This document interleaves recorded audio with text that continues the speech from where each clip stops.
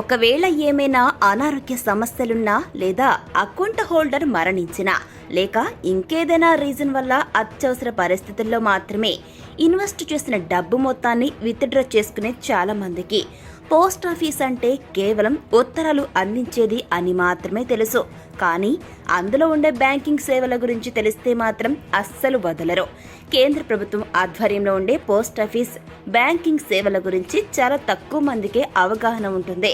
గ్రామీణ ప్రాంతాల్లో సైతం ఉండే పోస్ట్ ఆఫీస్ సేవలనేవి కేవలం ఉత్తరాలు అందించడం లేదా ఏదైనా ముఖ్యమైన డాక్యుమెంట్స్ పార్సిల్స్ చేయడం జరుగుతుంది అని అనుకుంటారు. కానీ నిజంగా చెప్పాలంటే పోస్ట్ ఆఫీస్ బ్యాంకింగ్ సేవలు అనేవి పేద మధ్యతరగతి కుటుంబాలకు ఎంతో లాభదాయకంగా ఉంటుంది. ముఖ్యంగా చెప్పాలంటే మహిళలకు ఇందులో అనేక రకాల బెనిఫిట్స్ అనేవి అందుబాటులో ఉంటాయి.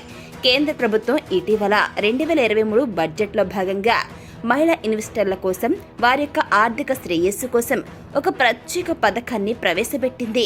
దీనికి మహిళా సమాన సేవింగ్స్ సర్టిఫికేట్ అనే పేరుతో మహిళలు ఆర్థికంగా లాభపడేందుకు గాను యూస్ఫుల్ గా ఉండేందుకు గాను దీన్ని రూపొందించారు. ఇది కేవలం మహిళల కోసం మాత్రమే ప్రవేశపెట్టిన స్కీమ్. ఇది ఒక సింగిల్ హోల్డర్ టైప్ అకౌంట్ అయితే మహిళ స్వయంగా తన పేరు మీద అకౌంట్ ఓపెన్ చేయొచ్చు.